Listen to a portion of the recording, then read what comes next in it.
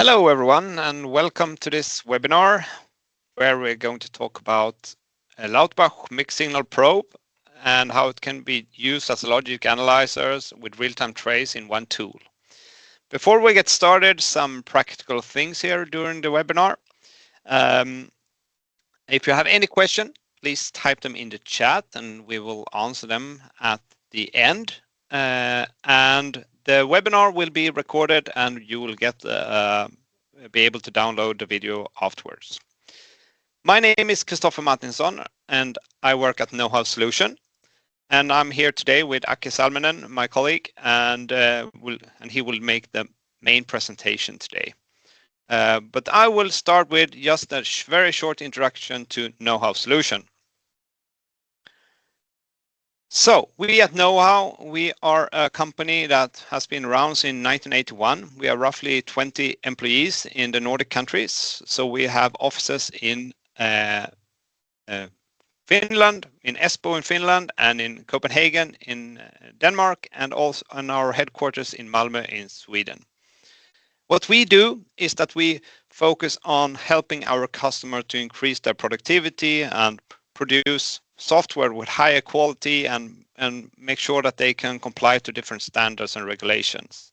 We do this by providing market-leading tools for developing embedded software and also provide trainings and services around this. So that's all for me. And now I'm handing over to my colleague Aki Salminen that will make the rest of the presentation. Thank you, Kristoffer, and welcome for everybody from my side also to this Mixed Signal Probe webinar. My name is Aki Salminen and I'm a field application engineer in Know-How. In this webinar, I will first introduce you to the Mixed Signal Probe key features. Then we are going to go through our today's demo setup. And then we will have a demo, and in the end we have a wrap up with a Q&A session. So the Mixed Signal Probe, as the name implies, is mixed with the digital and analog channels. It has 12 digital channels and 6 analogs and 2 current sensing channels for the current and power measurements. And the key thing in the Mixed Signal Probe is that it binds trace events with the external probe data, so you can mix them together in Trace32 Power View. Mixed Signal Probe is compatible with the MicroTrace, CombiProbe 2, and PowerTrace 3. And in MicroTrace and CombiProbe, you connect it to port B, and in PowerTrace 3, you connect it to the output V1. And in CombiProbe and MicroTrace, you use it with the CI probe interface, and in PowerTrace, you use it in iProbe interface.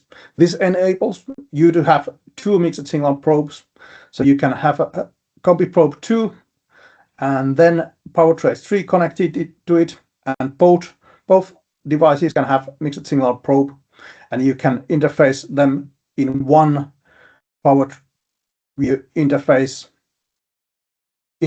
using CI probe in the for the CombiProbe 1 and iProbe for the Mixed Signal Probe connected to the PowerTrace 3. You can also combine 2 CombiProbe 2s together and have 2 Mixed Signal Probes connected, but then you need 2 separate interfaces of Trace32 Power View. And when you connect the Mixed Signal Probe, you will use half of your trace memory. So half for the trace, half for the probe.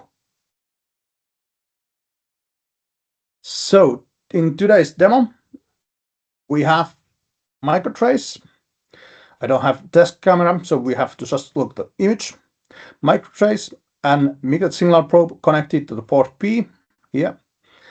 And then we have PME 680 temperature, humidity, pressure, and VOC gas sensor in it. The sensor is communicating via I2C protocol, and it's connected to the Nucleo port and mixed signal probe.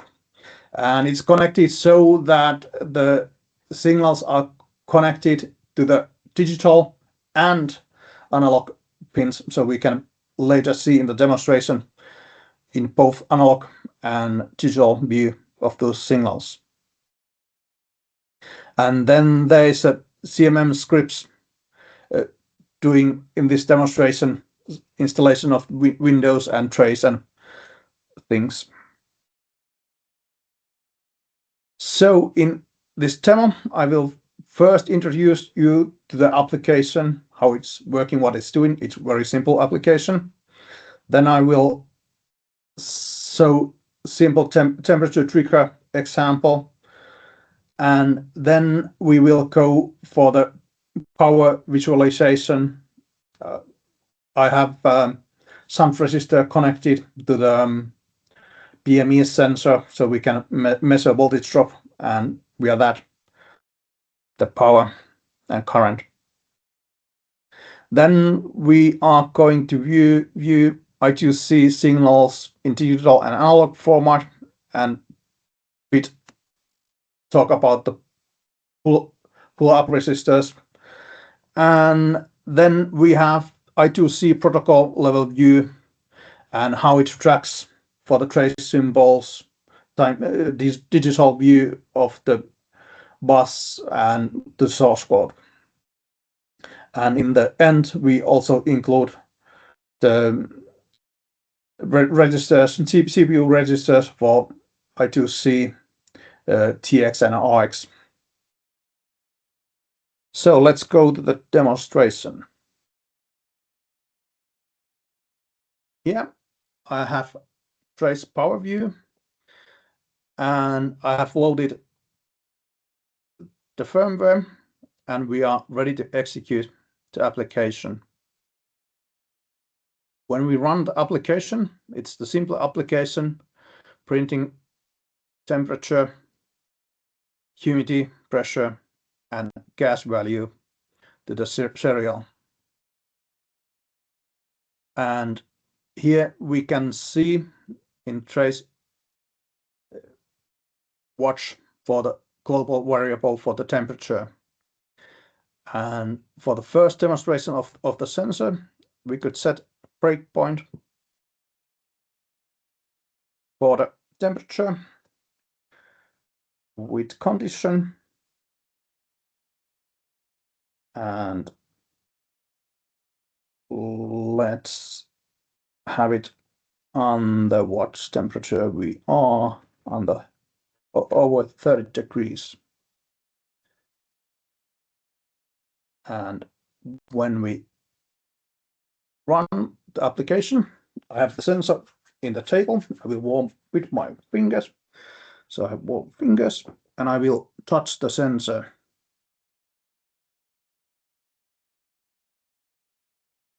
And my fingers are so cold that it's not warming up.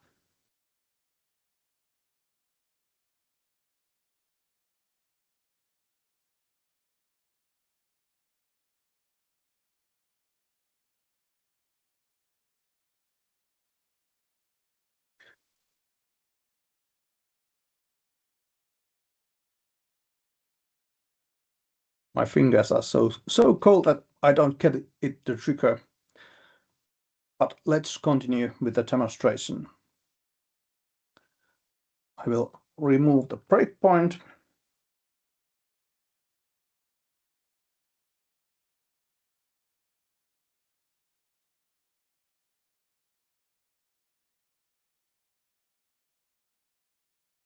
Breakpoint, and let's go for the probe settings. we can find in the CI probe, and here we have settings for the analog part. I will halt the execution so we go faster.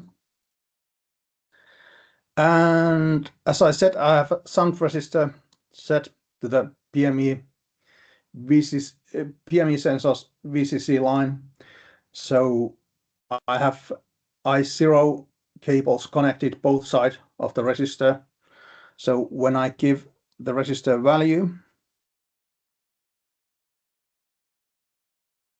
we are able to calculate current running through that resistor.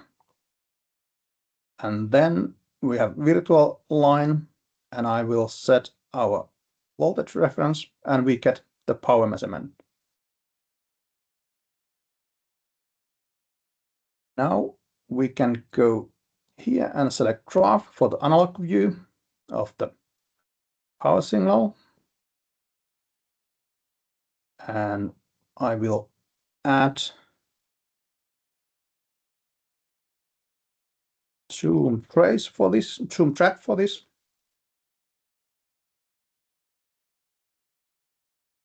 And let's have also the digital view of the I2C bus. And I will also add zoom track for that one.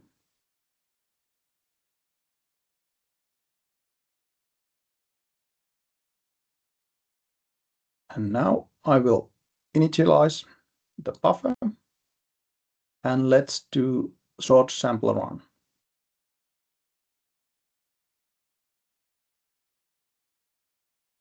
So now in the lower view, we can see I2C traffic. The top line is the clock, and the lower one is the data line. And we can zoom in.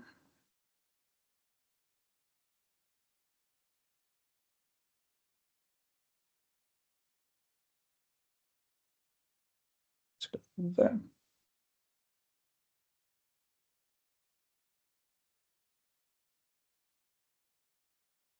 Zoom in the data. And we see now quite clear top the clock signal and the data under.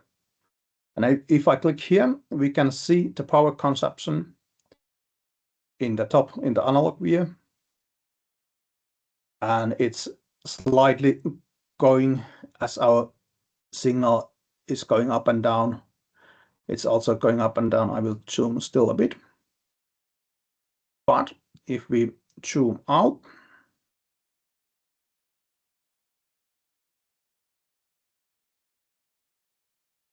we can see there later in this view, we can see that there's some power jumping up. So we can measure that it's roughly 15 to 20 milliseconds after the I2C traffic, we get some power jump in the chart. Let's look the power jump here. Zoom out. And here we can measure the length of the jump. And we are about 200 milliseconds in a high power consumption. And we can, in the lower line, we can see that we are roughly 56 milliamperes at max, and average 38 milliamperes taking power. As this is an external sensor, we cannot see why that happens in here, but from the manual we can see that because we are measuring the gas value, VOC value, with this sensor, there is a roughly after 20 milliseconds of the measurement, it will heat up the element, the gas measurement element, and take the next measurements. And in default, it's 200 milliseconds, the element warming time. So we can see that here clearly. And now I will add the analog view of the I2C bus here. So let's go to the analog configuration. I will remove the power lines, and in V1 line I have analog cable connected to the I2C data signal.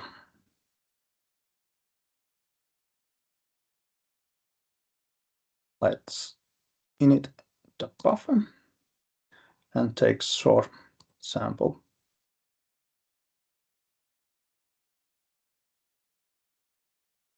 And let's show the analog signal here.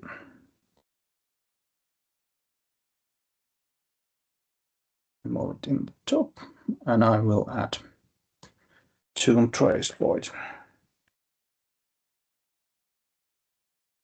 tune track void. And now we can zoom back to the I2C data.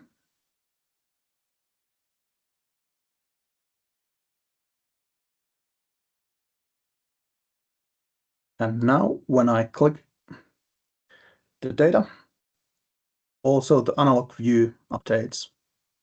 And this view, we can see how the analog signals maps to the digital one. The data signal is this the lower one, what is shown in the analog one. And here we can see the edges, so how the pull-up resistor is working. Is it pulling it up fast enough? If this would be very round and rise slowly, we would have too strong pull-up resistor, so it would pull up it too slow. This one seems to be quite okay.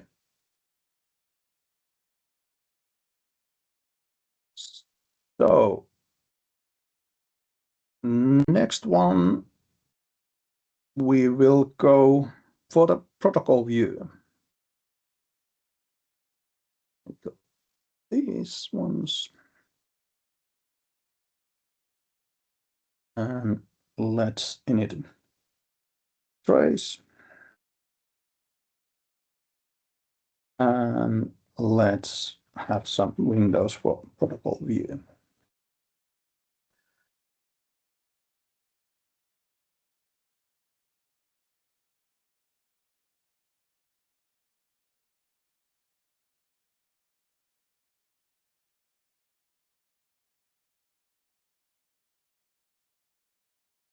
I will take clean sample for us. And here we have protocol view, Mixed Signal Probe protocol view. So I've told that we are using I2C protocol and which pins are connected to the clock and data. And Mixed Signal Probe can show us the protocol level what's happening in the bus. And we can click, example, the start condition, and we can see in the source code, we can see also what's happening in the bus line. So we are in the beginning of the request, and we can see here in the trace symbol view where we are going in the program execution. So we can see here that we have had PME read just before we are getting here. We could check that for some other signal too, so we can see how our place in the data moves, and all these updates while we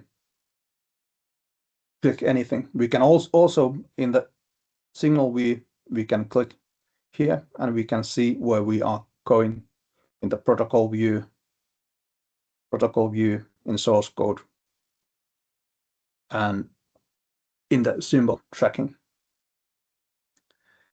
Now I will add still one layer to this, so let's add CPU registers for this.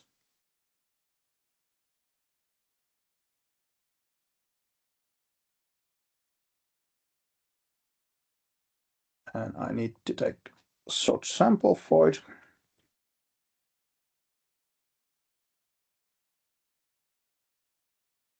And now we have CPU registers here, one layer more. So we can see here the TX and RX registers to I2C bus. And I can register any value. And again, I see what's happening in the bus, in the external protocol logic, and in source code, and in the trace symbols.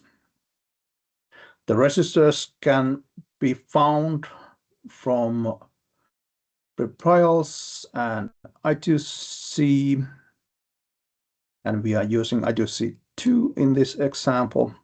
And here we can see our breakpoints set for these registers. And that was my demonstration part. Let's go back to the slides. So as a wrap up, the mixed signal probe can be used also other protocols than I2C was used in this demonstration. You can have it in JTAG, USB, CAN, and the others. And mixed signal probe is useful tool for development, testing, and especially for troubleshooting.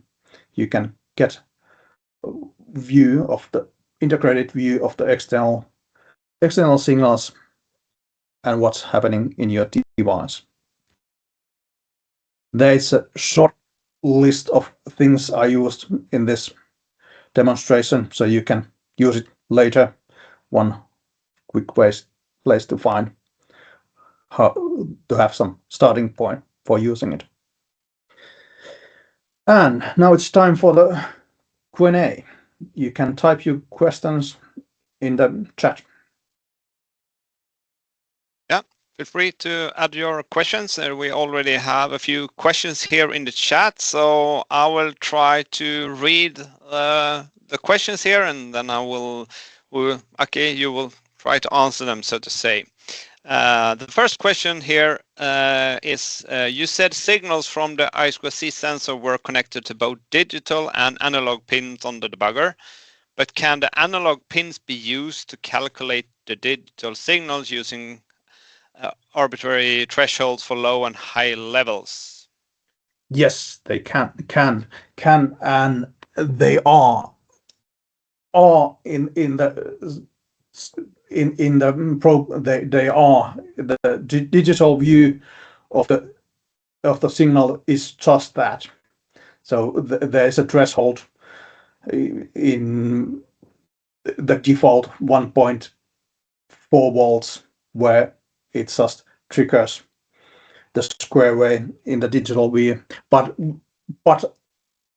to have the chance to have oscilloscope-like view of the signal enables you to see the pull-up issues and stuff like that, if there is any. Okay, good.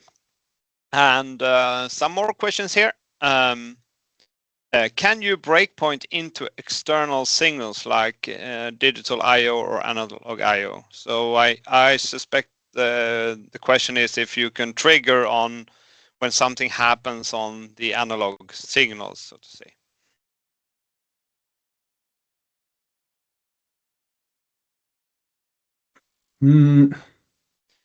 So signal levels changing. Yes. I think you can, but I had an example in this demonstration for that. Okay.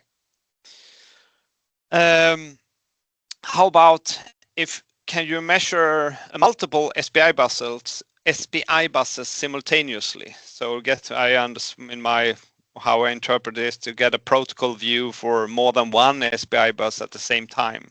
Is that possible? I would think so, because the protocol view needs the signals, and we have 12 digital signals there. So I think it's possible. Yep. Yeah. That's good. So let's see if there are any other questions. So if you have any other questions, ask them in chat. And actually, I have one question in the meantime while we're waiting here. Is it possible to add support for a protocol that you didn't list there as the supported one if you have something else? Is that possible to do? Yes, that's possible. There's an API for that. And on the demonstration/protocol, there's also some demonstrations of the uses of that API. So you can integrate your own protocols and missing ones. Okay, sounds good. Let's see if there are some more questions here in the chat. Nothing else here. Okay. Seems like there are no more questions at the moment.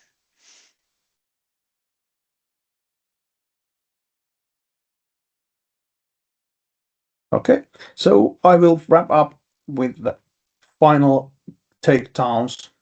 So mixed signal probe its key feature is that it's integrated with the Trace32 and you can have scope and digital view of external signals integrated with the Trace32, and it's quite easy to start using, but there is the complexity of Trace32 behind it, so there is real power to integrate it to many things.